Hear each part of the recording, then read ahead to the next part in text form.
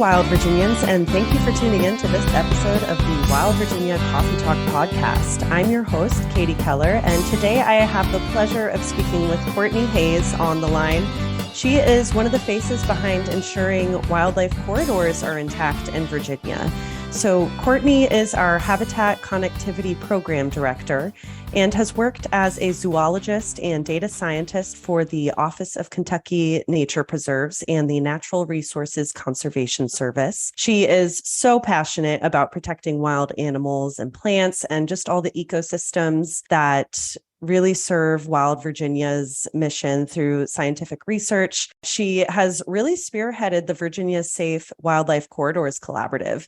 So we're going to talk about some exciting projects that they're working on. But first, thank you so much for joining me, Courtney. And I thought before we dive into some of the amazing work that you're doing, that we could talk a little bit more about your background and what you bring to Wild Virginia's Wildlife Corridor Program. Yeah, thank you for having me. I'm very excited about this. So I got my undergraduate and graduate degree at Eastern Kentucky University, where I studied biology. And I mostly researched mammals, and more specifically, I studied mesopredators and mesocarnivores. So those are kind of the middle guys in the food chain who eat things but still get eaten by other things. And I really focused on studying the eastern spotted skunk, which is a really rare skunk we have in the eastern United States. And I did a lot of camera trapping work, and that's kind of how I got into my job as a zoologist. Is I did a lot of monitoring of mammal species, including bats and carnivores. I did some camera trapping work too, worked on all kinds of different things. But then what got me to Wild Virginia is I've always been very interested in how animals move around in their distribution. So that's kind of what I was looking at with the spotted skunks, is just where were they in Kentucky and how widespread are they? And so the thing with mesopredators is they're really affected by this thing called the edge effect, which is this phenomenon in biology where you see a lot more diversity at the edges of habitat. In part, this is because a little bit of what we can see, but it's mostly because it's like an ecotone where different habitats are blending. So what I'm getting at here is that with wildlife corridors and moving and monitoring animals that are moving between these corridors, this is kind of what, when I saw this job posting, I was just like, wow, this is amazing. And I had really heard about how much Virginia had really been successful in getting a wildlife corridor action plan bill passed. And that was just unheard of in Kentucky. So I was really impressed with the program that Wild Virginia had and the fact that there's just not a habitat connectivity program director in many states at all. Like, habitat connectivity is always a thought that, like, yes, this is super important. We need to promote it. We need to work on it, but we don't have time. We don't have money. We have jobs already set, and this is important, and we're learning that.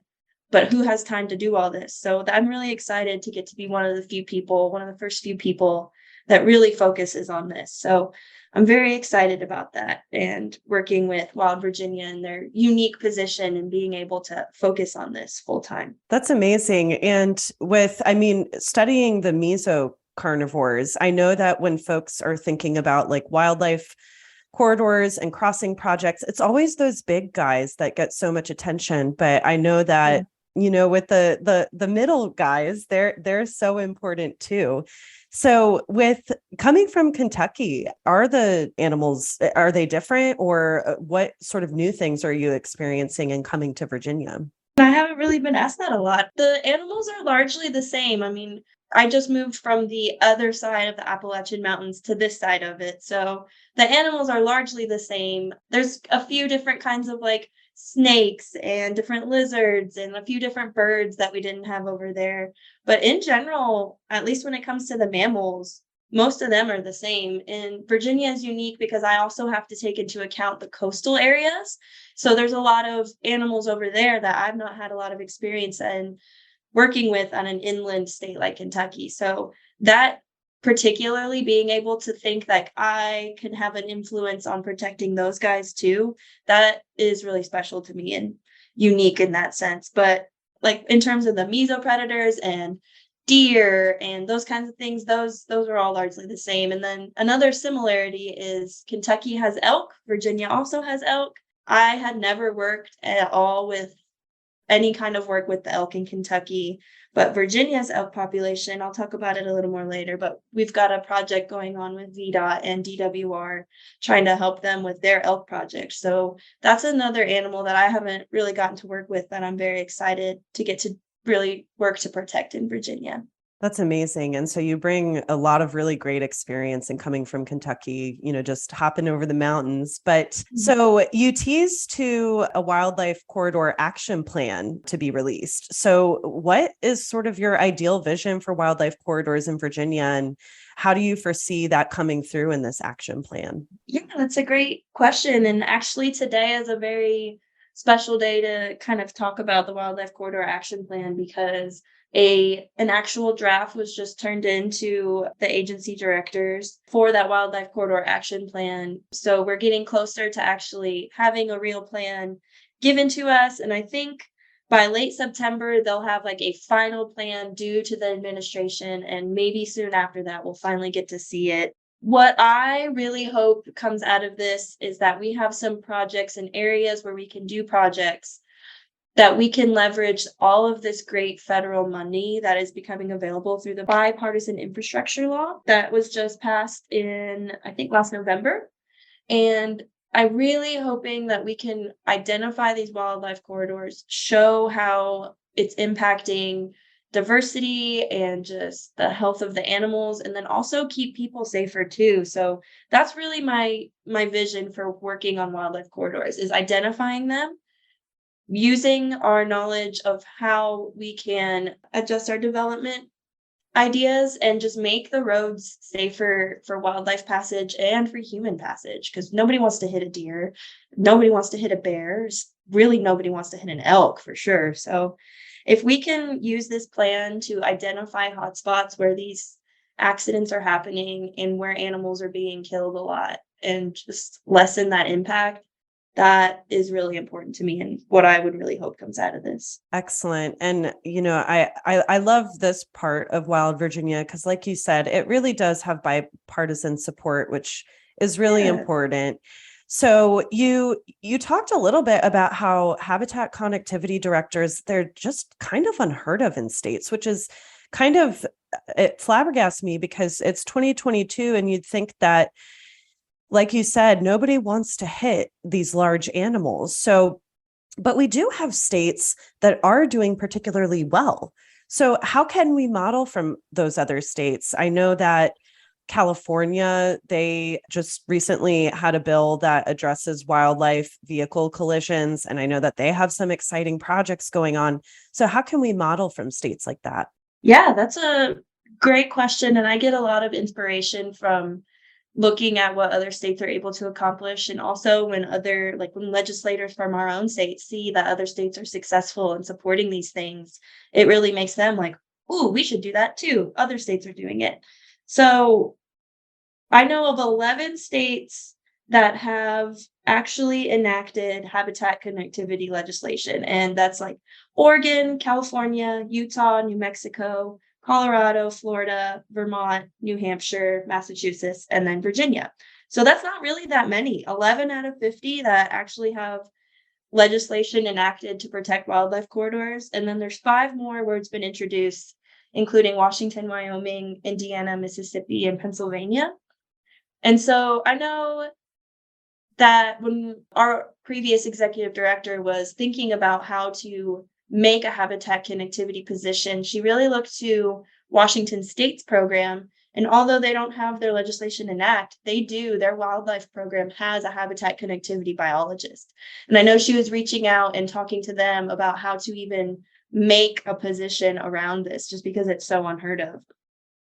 So even just like something as simple as seeing those examples is ways we can be inspired to follow other states. I know Florida has a great corridor. Their corridor is making really big moves in protecting it. And I think a lot of that is due to how involved the landowners are there. So that's something that I think Virginia really needs to work on more, is working with landowners and why the wildlife corridors that their land is a part of are important to protect. And it's not that the government's trying to take their land to protect it, it's just trying to identify areas that wildlife can move through. Like, we don't need you to stop using your ag field. We just need you to like realize deer are running through it and there might just need to be some protections around it. Like, another example is California, like you were just talking about. They just enacted this year their habitat connectivity legislation. And this is a really cool opportunity for them because they are currently just this year starting construction on what will be the world's largest wildlife crossing. So that in itself is a huge feat. I think previously it wasn't even in the United States, the previous largest one. I think it was in Sweden or somewhere else in Europe. So just what is becoming possible with all of this habitat connectivity work since this bipartisan infrastructure law was enacted is really inspiring. And we don't necessarily need the world's largest wildlife crossing in Virginia because we don't have those huge migrating species. But we can, if we can just get more support for adding fencing to our existing crossings, to really amping up our culverts to help our fish, those kinds of things can go a really long way in protecting biodiversity. That's all so wonderful to hear. And even though we may not have the same species, on the West Coast and some of those states that you mentioned, that cross collaboration, it can help to understand how to influence policymakers, how to learn from less of those lessons learned that are obviously important in large projects. So that's all really exciting. And speaking of cross collaboration within the Virginia Safe Wildlife Corridors Collaborative, we have some amazing partners. You mentioned VDOT that are just working together to really, really influence these projects moving forward. And so let's talk about some recent news from the last collaborative newsletter, and then a project that you teased to, which I'm so excited to hear about. It gets me so giddy. So tell us, Courtney, tell us about some of the cool things going on. So we had our last Virginia Safe Wildlife Corridors Collaborative meeting back in June.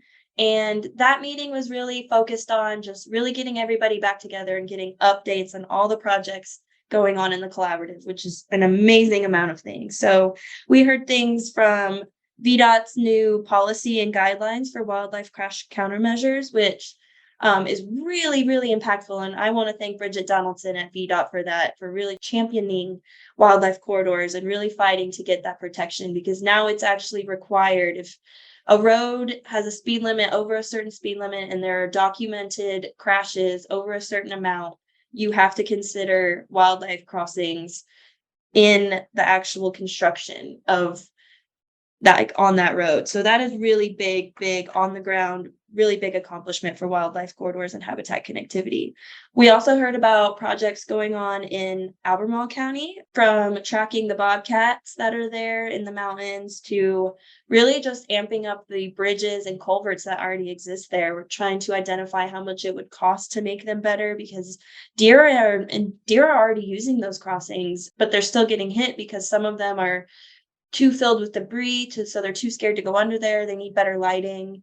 Some fencing to direct them to there would go a long way. So there's projects trying to figure out that stuff. We also highlighted Wild Virginia's new collaboration with the Wildlands Network, and we're coining that Virginia Pathways, which is an exciting new project within the collaborative. We work really closely with Wildlands Network, and they've been a part of the collaborative for a while. So getting a formal partnership there is very exciting, and I'm very excited about the future of that. And then, the Elk Project in Southwest Virginia. So this is a project with VDOT and DWR, and we are kind of just playing a supporting role in trying to educate the public about it. So it's still in the beginning stages where they're just researching where the elk are moving around, where these wildlife crossings need to go on this new road project called Corridor Q. So that's very exciting. We're really just trying to educate people about what it means, what the project is, why it's important not to hit the elk, those kinds of things. That's very exciting. Also in the collaborative, we've started this newsletter, which you can subscribe to on our website, where you can get funding and job opportunities on there. We released a new introductory video to the collaborative. Big thanks to Wild Things Media for that, because that is a really cool and inspiring video that is up on our homepage now too. So that's very, very exciting things in the collaborative. And we're planning our next meeting right now, looking for late October, maybe early November meeting time. So I'm excited for the future of the collaborative for sure. Well, and we'll be sure to keep this developing story in the news, because it is really exciting stuff going on. So readers and listeners can just continue to subscribe to VSWIC, and we'll be sure to link to that website in the show notes, and of course, Wild Virginia. So really, really exciting stuff. So let's talk about what maybe listeners or readers should be looking out for themselves, just what species they should start to be aware of since we're coming into the fall time. Yeah, I think the biggest one, of course, is going to be the deer. As they start their mating season, the males will start running around, and they're not really thinking straight. They're just thinking, how can I find a mate? And they're just sprinting everywhere and running into the roads. So that's for sure going to be the biggest thing you need to look out for. If you're in Southwest Virginia, the elk, they're also going to start their mating season. Thankfully, there's not too many roads open where they're hanging out yet, but as those begin to open, you definitely want to look out for the elk, because they're considerably larger than the deer and will definitely hurt your car a lot more. But the deer are definitely the biggest things. I would say maybe some coyotes and foxes will be running around, but I think the coyotes might be chasing the deer sometimes. So that might be something to look out for, but mainly the deer. That's the one that's spread everywhere. Everyone should just really be more hyper aware and kind of look to your sides. If you see little eyes flashing back at you, just slow down a little and be aware of what they're doing. Yeah, it sounds like me when I'm hungry, sprinting through the house to the kitchen. So everyone needs to be cognizant about some of this wildlife that's going to go through their mating seasons and just slow down. I think with the time change, especially, I don't even know. I think that may be changing at some point in Virginia. I'm not sure, but either way, definitely just be cognizant about all of these species that are going to be going through those seasons. So, Courtney, I really appreciate you joining me today. I love this program, and it's so exciting to hear about all of these projects going on. So I wanted to give us space for any closing thoughts. And then I know that we have some really great upcoming events. Yeah, I am. Thank you so much for having me on today. This has been great, and thank you for giving me a space to talk about my work, because I'm very passionate about it, and I love sharing it with people. Everybody loves animals, so it's nice to talk about it. But in terms of events that we actually are putting on, I'm very excited, because on September 20th at 7 p.m., we are hosting a webinar about wildlife crossings. And this is actually going to be given by California's Regional Executive Director for the National Wildlife Federation. And she is going to be talking to us about the world's largest wildlife crossing being built right outside of Los Angeles. And she will actually be at the crossing site that day. So she is going to live stream some of her webinar so everybody can see the wildlife crossing in construction.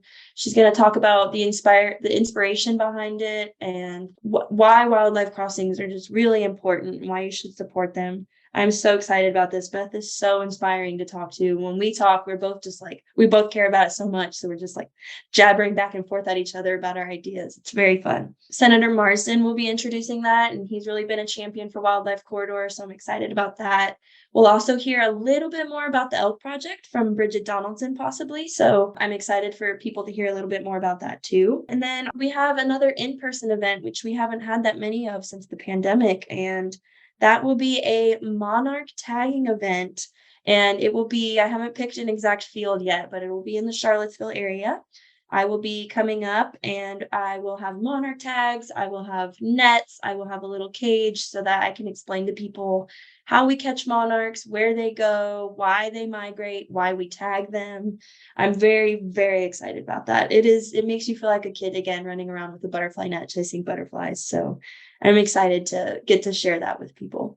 How wonderful. So everyone listening, Beth and Bridget, you definitely don't want to, and Senator Marsden, you really don't want to miss hearing them speak. So we'll be sure you need to RSVP too, so we can keep you in the know about other future events and other important things. So really exciting stuff going on. Courtney, thanks again for joining me today. I really appreciate it. I love it. Like you said, just these little critters, they're so important for the overall ecosystems and the healthiness of Virginia and keeping our wild spaces intact. So for more information on what you can do to save those little critters, you can visit www.wildvirginia.org.